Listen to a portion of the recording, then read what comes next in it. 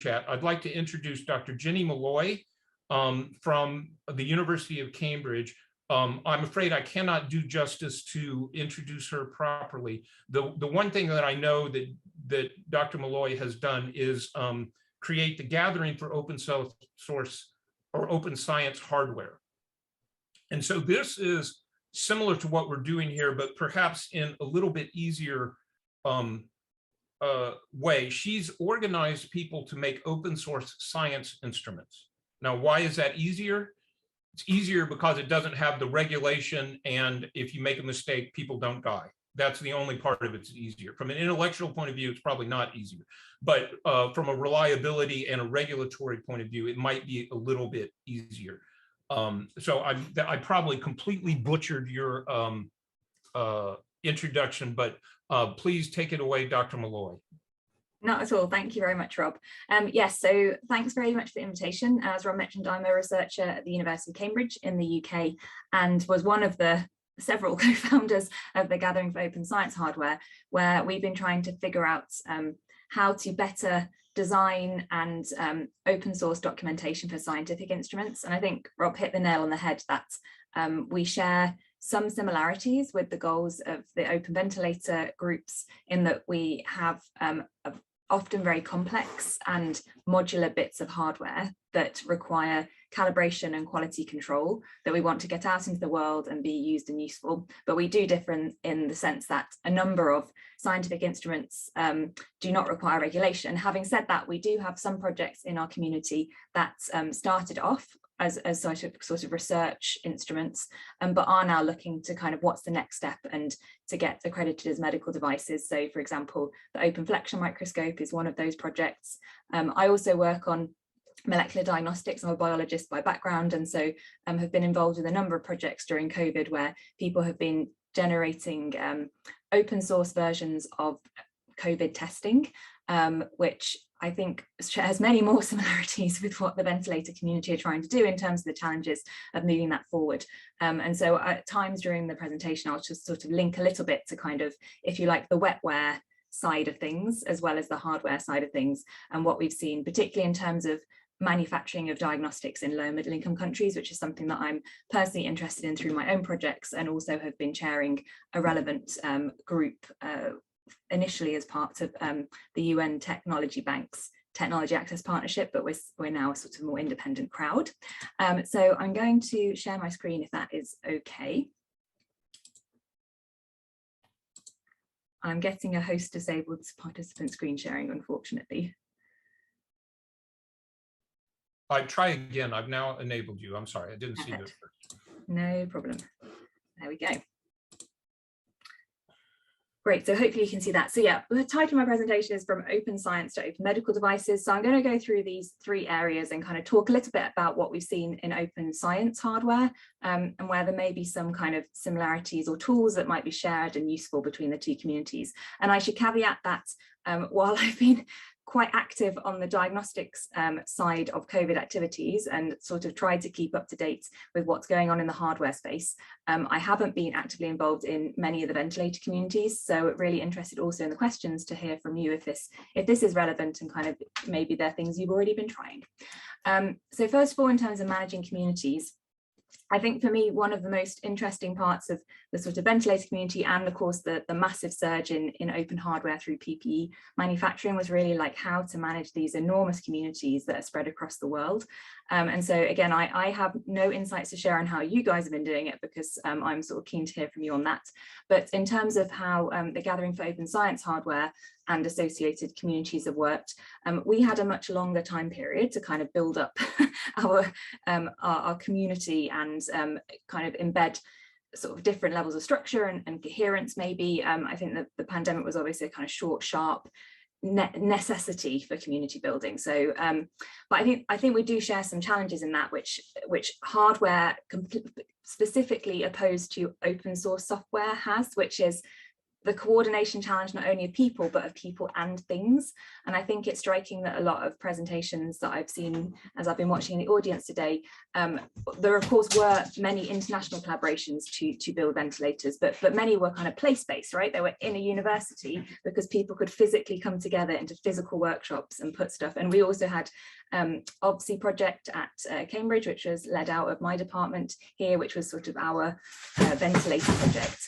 Sorry, my dog has just knocked a box off, apologies.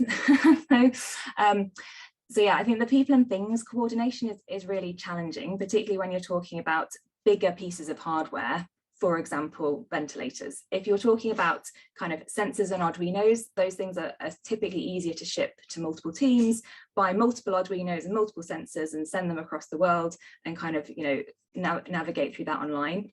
If you're talking about a really complex and physically quite large piece of hardware, it becomes even more challenging. So how do you do coordination?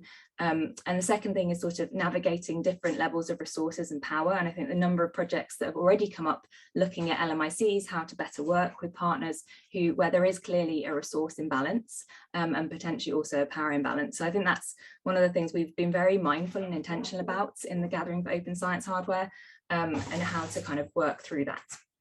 So just to give a bit of background, this is a community that's been meeting in person since 2016. We also have a forum online with, I think, now around 800 members. And so this is the last global gathering we were able to hold in Shenzhen in China in 2018. And it featured people from sort of all around the world, at least 40 countries. And in our kind of community in general, we sort of span all continents. And there are also communities that I'll mention later more regionally in Latin America and Africa. And we've produced a framework for running community events, which really tries to kind of capture what's special about working in person and working with hardware that some people, as the world is opening up again and things are happening, might find interesting for your own community events.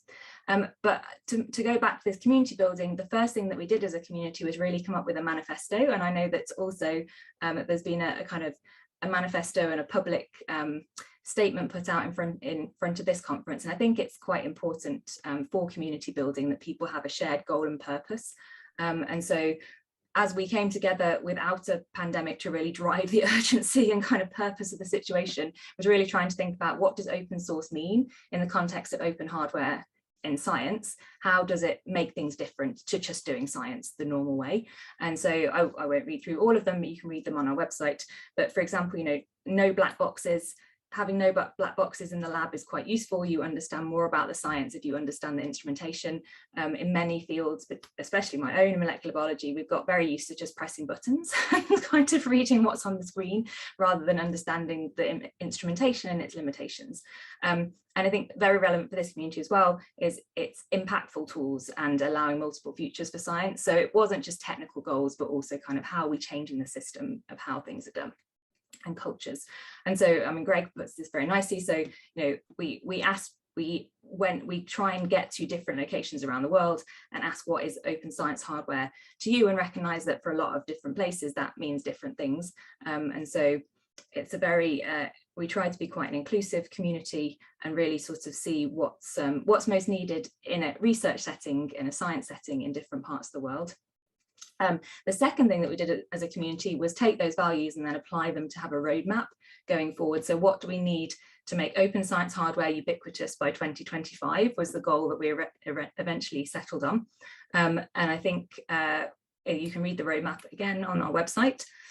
And we really came up with three main areas. So kind of learning about open science hardware, and the ways in which it could impact society. And I think kind of being maybe a few years older than the ventilator community, I think it's something that is really useful to have people in your communities that also want to study communities and kind of figure out what's going well, what's going badly, kind of have maybe a step back and objective view. We have a number of social scientists that kind of work on the mechanics and kind of how the collaborations work. And I'm sure that there are many papers pending on kind of the ventilator projects and other activities in this community. But I think it's important to kind of learn from what we've been doing, how to support individuals and create those partnerships.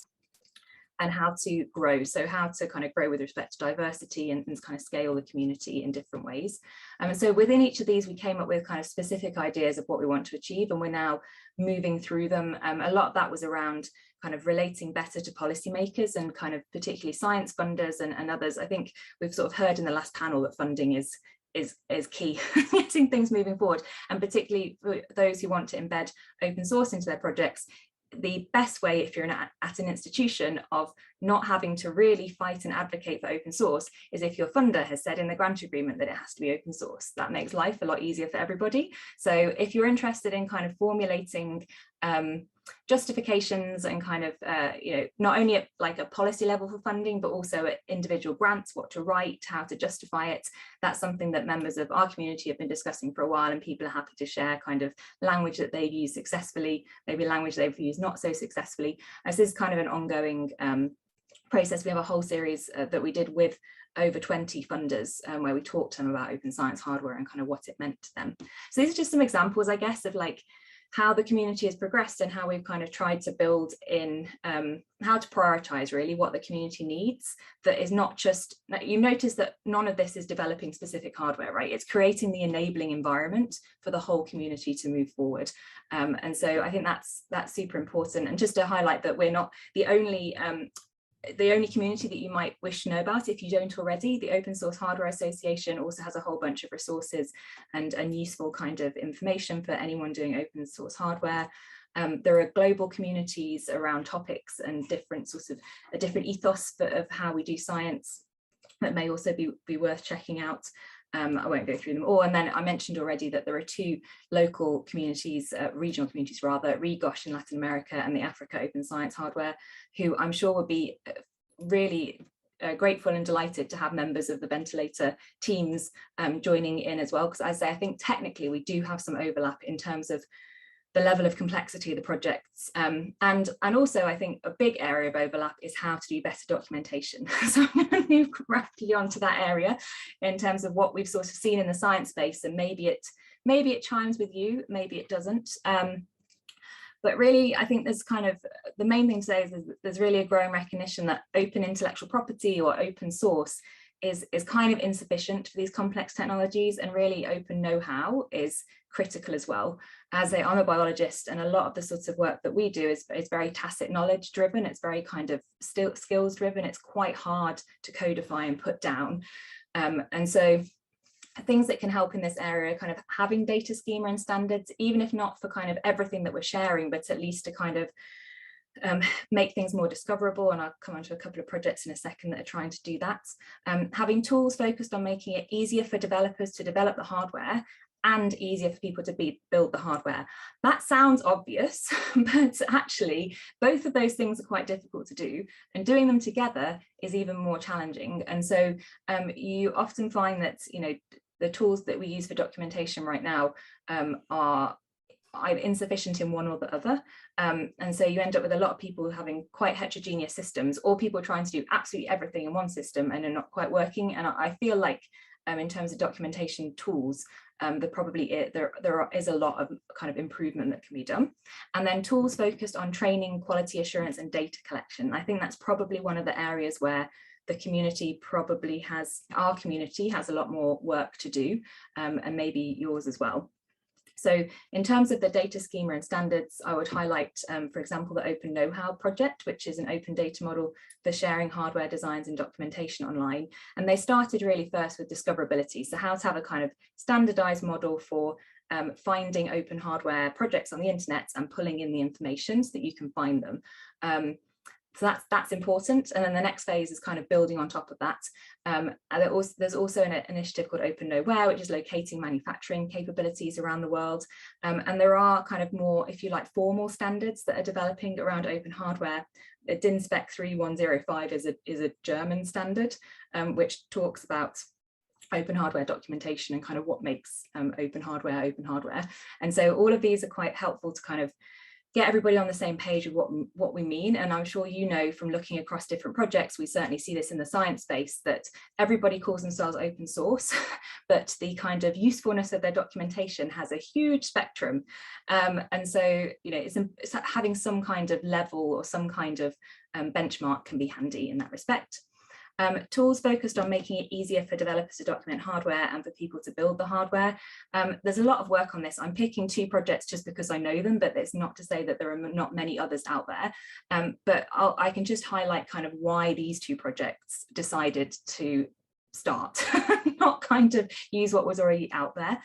So on the left-hand side is a project called Git Building, which is really trying to do a lot better around how do you build up modular hardware using a kind of simple markdown interface, but then have links between a lot of your kind of bill of materials and other parts of the project, and kind of enables you to start off simple and then add other documentation on top. And so really sort of build up the documentation from smaller segments. DocuBricks is an older project that had a similar idea, so having a kind of XML data schema for how to build up projects in a very modular way. And again, for science, this is extremely important, that you kind of want, I mean, actually physically in some circumstances. So the second project here, the microcube, is a microscope that is literally modules of cubes that you build up together and reconfigure. So it's really trying to solve that problem of a lot of standard documentation is really quite monolithic, and thinking about how do I document this one piece. And in fact, you may want to take several modules of these things and reuse them for other purposes. So both of these projects are really trying to kind of overcome some of the limitations of current documentation platforms, specifically for complex scientific hardware, although, as I say, this may also map onto the ventilator space. And I don't know what all the different ventilator projects have been using. I imagine that as many ventilator projects as there are, there's probably as many documentation systems and tools and approaches that people have been trying. So and then finally, tools focused on training, quality assurance and data collection. I don't have so many good, so all the tools I just mentioned are themselves open source or kind of open standards. In this space, there is a little less, I mean, there are tons of generic data collection tools out there. There are quite a lot of kind of training platforms. I mean, everything from Google Classroom through to a bunch of Moodle and open source platforms for kind of, the challenge, I think, is how to integrate those. And so I'm highlighting here Dozuki, which is an industrial platform. But I just want to highlight features that they have. They're not the only people that have these, and they're definitely implementable in other areas, but it's more about the approach. So the idea here is that if you're building something on the shop floor, for example, what you actually want are the instructions in front of you at the point at which you're doing the work. So standard work instructions that are there with pictures and also guidance. And that actually you want those same pictures and guidance to really be in the training modules. So they have a route by which you can kind of have all of your work instructions for building the thing, and then turn those into a quiz or kind of module so that you can show that you've trained your workforce on those things. If you update the work instructions, you can push out a kind of notification to all the people that trained on that module that they need to retrain because something has changed. And the reason this is important is because these are exactly the types of things that people want to see in quality management systems, is that you've kind of version controlled all of your instructions for how to build something and all of your workforce have been trained.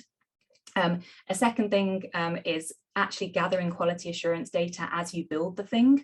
And so that the example screenshot on the right hand side is basically saying, here's how you check a thing, here's how you check this button, and then it asks you to input the data.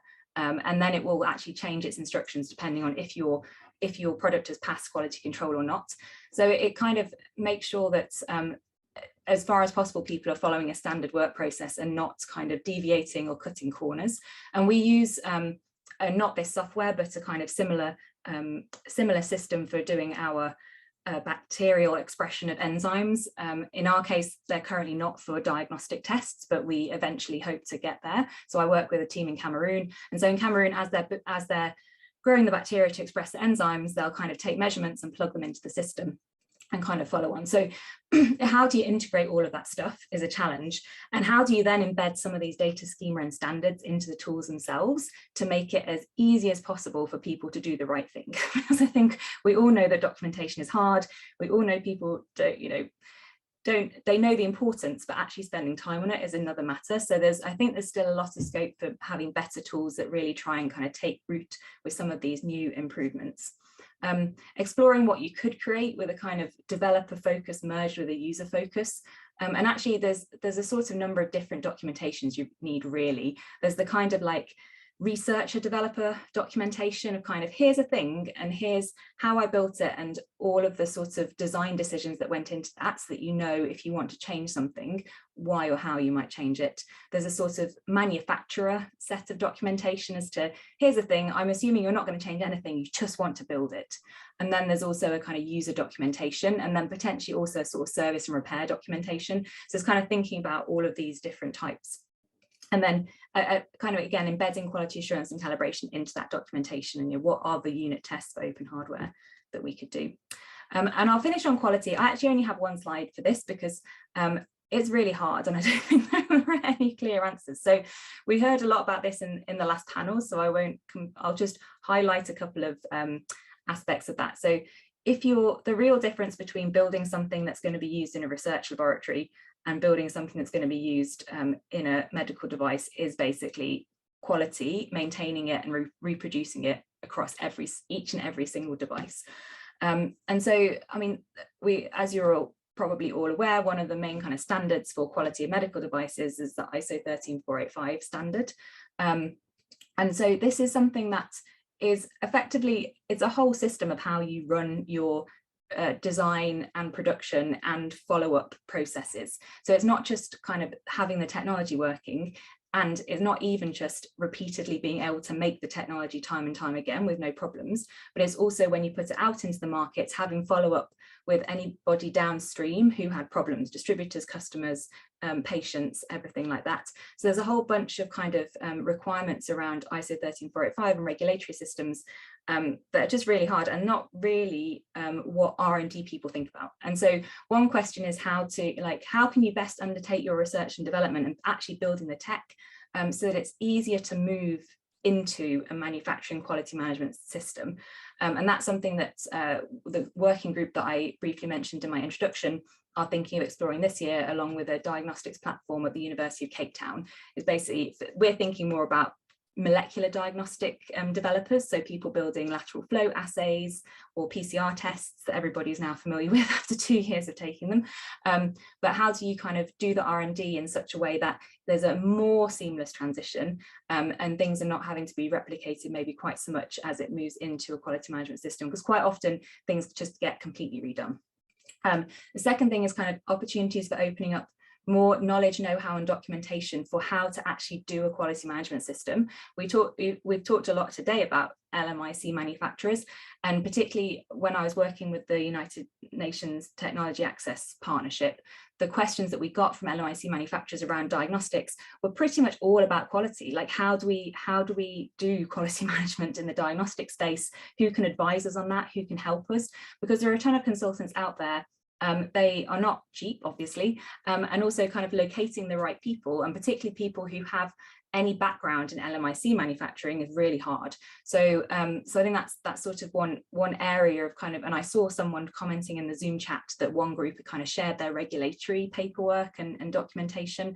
And so I think sort of more guidance around how to actually build this stuff up in the open would be really nice. A lot of it is either you pay consultants to do it, or it's hidden within businesses and industries that for obvious reasons are not making all of that open. So I think the more that people can kind of contribute to that side, the more we can move this towards kind of actually getting out into the world. It's still going to be very expensive.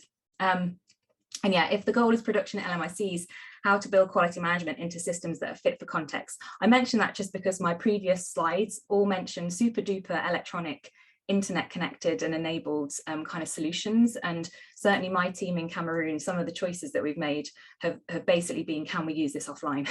So we know for sure that we're not going to have a constant internet connection, we're not going to have constant electricity connection, and so some of the challenges that are faced on top of doing stuff in a kind of higher income environment where you know that's going to be steady, is that a lot of the tools that are perhaps affordable and built for purpose are depend on being connected to the cloud at all times. And so there are sort of some technical challenges there.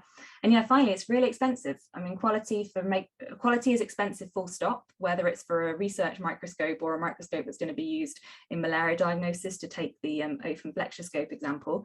Quality for regulated medical products is even more so. You know, how do you fund not only the setting up of the quality management system, but the maintenance of it? And that continuous kind of follow-up of all the downstream users, and you know, there's a lot to it. And I think that's all of this slide is basically what a lot of people I've spoken to around open source diagnostics, and I'm assuming that similar is true in the ventilator community, of kind of like, but the tech works. Yes, we know the tech works, and that's an important part, but kind of all of this follows, and it is much more time-consuming and expensive than I ever thought it was before I sort of ended up getting a little bit more knowledgeable about this space. And so it's super important, but super difficult to kind of figure out how to take these amazing open source solutions and kind of find that market opportunity and find that manufacturer and find those kind of patient funding sources that will get you all the way through to having a medical device out there. And so, yeah, I think there are definitely some connections to be made between the open science hardware community and the ventilator community and others that are represented here at RespiraCon. And so, yeah, I'd welcome you to check out the websites that I linked to. I'll make these slides available in the chat and online. And yeah, thank you very much. I'm happy to take any questions. Thank you. So please type your questions into the Q&A thing. I have like 60 questions for Dr. Malloy, but let me just begin. So first of all, let me say that Public Invention has started a license called the Sunlight Regulatory License, which is designed to pry open FDA and other regulated applications. I was unaware of the thing you say that anyone had done it. As far as I know, most of them are hidden. And I think that needs to change. We need to create a culture where some fraction, not all of the parts of it, but some part of those applications are made available to people. And that can be done with a legal license. Your concept of unit test for hardware is incredibly important. I would actually commend the British government, believe it or not, for their standard for rapidly manufactured ventilation devices, which is not in play right now, but was at the very beginning of the pandemic. They sort of did that in the sense that they had very well documented tests and expectations of what they insisted that the machine would do. I think as a community, we can grow into that in certain ways. It will always be harder than unit tests because it will always take a certain amount of human labor, whereas automated software unit tests, you just push a button and it gets done for you. But nonetheless, I think we can achieve it. I was excited by you talking about standards. And by the way, that's one thing I think the open source software community does incredibly well. It sounds like you're doing it very well as well.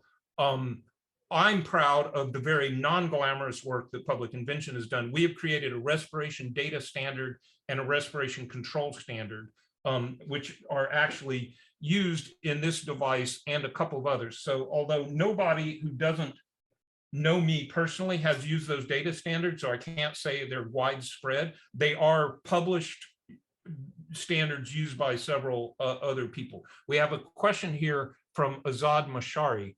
Any work in the open science hardware world on developing an OS documentation system that would support creating an ISO 13485 compliant quality system? No, not that I'm aware of, but again, I think there's a shared interest, and certainly that will be something, if people in this community want to work towards, I think would be really helpful. I mean, I'm definitely in a position with certain projects of mine that we're working with consultants to get a basic kind of platform, a basic system set up for reagent manufacturing, and would hope to then kind of share what we have with others. But I think definitely not in terms of taking through it. And the ISO 13485, like, it's not a fun bedtime read. it's a very long standard. It takes a lot. I mean, I haven't yet been through that process, but I have got a nonprofit that's ISO 9001 certified, and so I kind of have some experience of sort of going through the ISO audits and certification. You know, it's tough. I think the more help we can give each other, particularly as a lot of the times the companies that are trying to commercialize open source technologies tend to be the smaller ones who need the most help. Okay, so Dr. Malloy, Platform Africa has asked 4 questions in the Q&A thing. Before you go to Rehive, could you attempt to type in answers to those questions? I'm afraid I don't have time to allow you to ask that live. Oh, this gentleman is Nyakan June, or maybe lady. Could you try to answer those questions, please? I have a question I really am dying to ask you, but I can't because I don't have time. That's fine. Yeah, sorry. I will be around on Rehive for hopefully anyway. we could, those of us who didn't get our questions answered, and I want to thank you very much. I intend to take some inspiration from the open science hardware community and learn from it, and try to make the open medical technology community achieve some of the things that you've done. And I think you've made it more fun than we have.